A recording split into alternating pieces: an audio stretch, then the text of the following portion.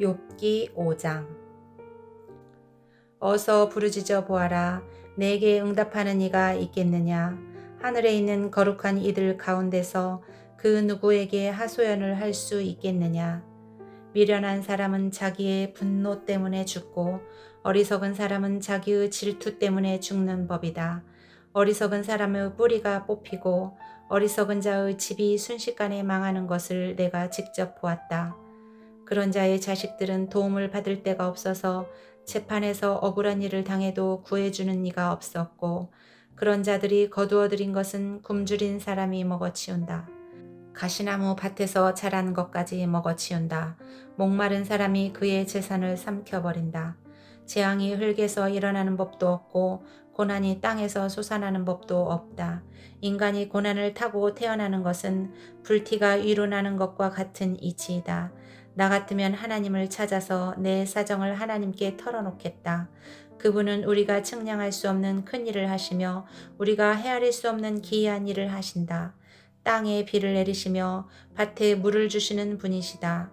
낮은 사람을 높이시고 슬퍼하는 사람에게 구원을 보장해 주시며 간교한 사람의 계획을 꺾으시어 그 일을 이루지 못하게 하신다. 지혜롭다고 하는 자들을 제 꾀에 속게 하시고 교활한 자들의 꾀를 금방 실패로 돌아가게 하시니 대낮에도 어둠을 만날 것이고 한낮에도 밤중처럼 더듬을 것이다. 그러나 하나님은 가난한 사람들을 그들의 칼날 같은 입과 억센 소나기로부터 구출하신다. 그러니까 비천한 사람은 희망을 가지지만 불의한 사람은 스스로 입을 다물 수밖에 없다. 하나님께 징계를 받는 사람은 그래도 복된 사람이다. 그러니 전능하신 분의 훈계를 거절하지 말아라. 하나님은 찌르기도 하시지만 싸매어 주기도 하시며 상하게도 하시지만 손수 낮게도 해주신다. 그는 6가지 환난에서도 너를 구원하여 주시며 7가지 환난에서도 재앙이 내게 미치지 않게 해주시며 기근 가운데에서도 너를 굶어 죽지 않게 하시며 전쟁이 벌어져도 너를 칼에서 구해 주실 것이다. 너는 혀의 저주를 피할 수 있어 파멸이 다가와도 두려워하지 않을 것이다. 약탈과 굶주림쯤은 비웃어 넘길 수 있고 들짐승을 두려워하지도 않을 것이다. 너는 들에 흩어진 돌과도 계약을 맺으며 들짐승과도 평화롭게 지내게 될 것이다. 그래서 너는 집안이 두루 평안한 것을 볼 것이며 가축우리를 두루 살필 때마다 잃은 것이 없는 것을 볼 것이다. 또 자손도 많이 늘어나서 땅에 풀같이 많아지는 것을 보게 될 것이다. 때가 되면 곡식단이 타작마당으로 가듯이 너도 장수를 누리다가 수명이 다 차면 무덤으로 들어갈 것이다. 이것은 우리가 지금까지 살펴본 것이니 틀림없는 사실이다. 부디 잘 듣고 너 스스로를 생각해서라도 명심하기 바란다. 욥기 6장. 욥이 대답하였다. 아, 내가 겪은 고난을 모두 저울에 달아볼 수 있고 내가 당하는 고통을 모두 저울에 올릴 수 있다면 틀림없이 바다의 모래보다 더 무거울 것이니 내 말이 거칠었던 것은 이 때문이다. 전능하신 분께서 나를 관역으로 삼고 화살을 쏘시니 내 영혼이 그 독을 빤다. 하나님이 나를 몰아치셔서 나를 두렵게 하신다. 풀이 있는데 나귀가 울겠느냐? 꼴이 있는데 소가 울겠느냐? 싱거운 음식을 양념도 치지 않고 먹을 수 있겠느냐? 달걀 흰 자유를 무슨 맛으로 먹겠느냐? 그런 것들은 생각만 해도 구역질이 난다. 냄새조차도 맡기가 싫다.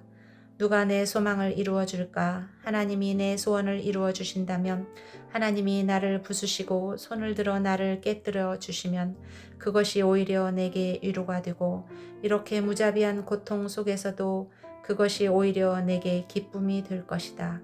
나는 거룩하신 분의 말씀을 거역하지 않았다.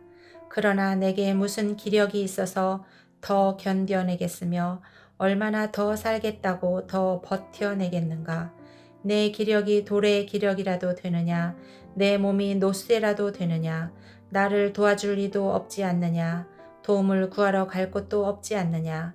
내가 전능하신 분을 경외하든 말든 내가 이러한 절망 속에서 허덕일 때야말로 친구가 필요한데 친구라는 것들은 물이 흐르다가도 마르고 말랐다가도 흐르는 개울처럼 미덥지 못하고 배신감만 느끼게 하는구나.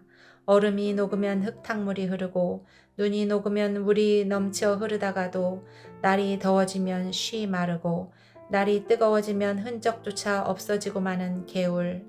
물이 줄기를 따라서 굽이쳐 흐르다가도 메마른 땅에 이르면 곧 끊어지고 마는 개울. 대마의 대상들도 물을 찾으려 했고 스바의 행인들도 그 개울에 희망을 걸었지만 그들이 거기에 이르러서는 실망하고 말았다.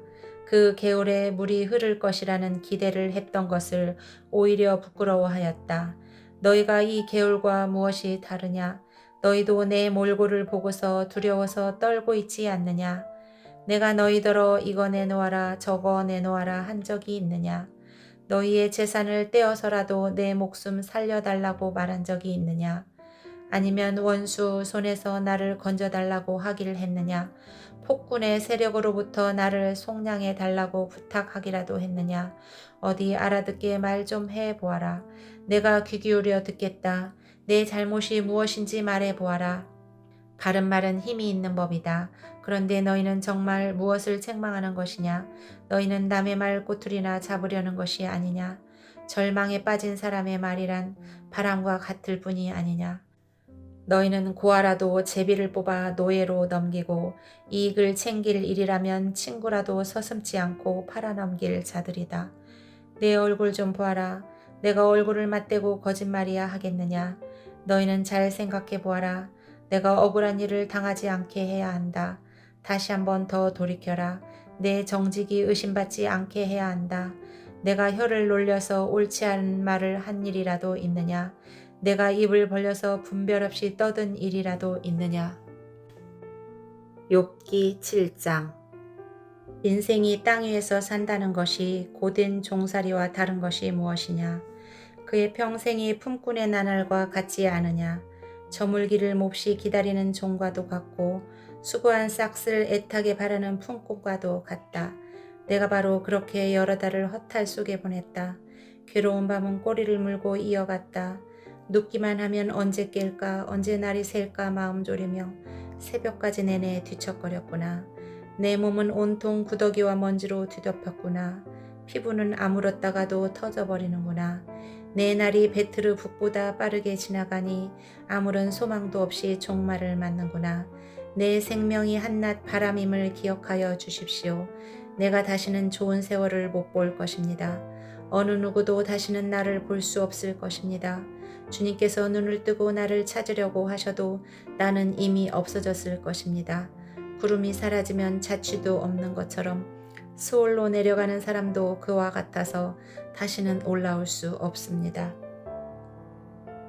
그는 자기 집으로 다시 돌아오지도 못할 것이고 그가 살던 곳에서도 그를 몰라볼 것입니다. 그러나 나는 입을 다물고 있을 수 없습니다. 분하고 괴로워서 말을 하지 않고는 견딜 수 없습니다. 내가 바다 괴물이라도 됩니까? 내가 깊은 곳에 사는 괴물이라도 됩니까? 어찌하여 주님께서는 나를 감시하십니까? 잠자리에라도 들면 편해지겠지. 깊이 잠이라도 들면 고통이 덜하겠지 하고 생각합니다만 주님께서는 악몽으로 나를 놀라게 하시고 무서운 환상으로 저를 떨게 하십니다. 차라리 숨이라도 막혀버리면 좋겠습니다.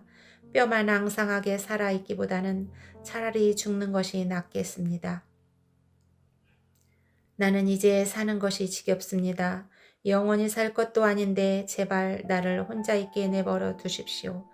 내 나날이 허무할 따름입니다. 사람이 무엇이라고 주님께서 그를 대단하게 여기십니까? 어찌하여 사람에게 마음을 두십니까? 어찌하여 아침마다 그를 찾아오셔서 순간순간 그를 시험하십니까?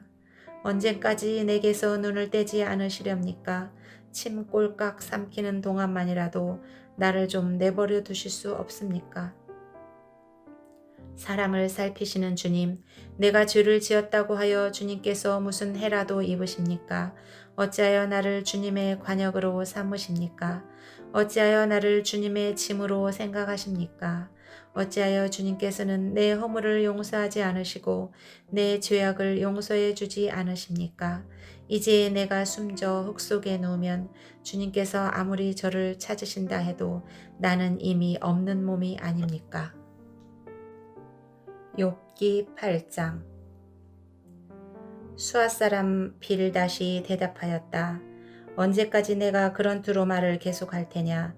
내 입에서 나오는 말 거센 바람과도 같아서 걷잡을 수 없구나. 너는 하나님이 심판을 잘못하신다고 생각하느냐? 전능하신 분께서 공의를 거짓으로 판단하신다고 생각하느냐? 내 자식들이 주님께 죄를 지으면 주님께서 그들을 벌하시는 것은 당연한 일이 아니냐? 그러나 내가 하나님을 간절히 찾으며 전능하신 분께 자비를 구하면 또 내가 정말 깨끗하고 정직하기만 하면 주님께서는 너를 살리시려고 떨치고 일어나셔서 내 경건한 가정을 회복시켜 주실 것이다. 처음에는 보잘것 없겠지만 나중에는 크게 될 것이다. 이제 옛 세대에게 물어보아라. 조상들의 경험으로 배운 진리를 잘 생각해 보아라.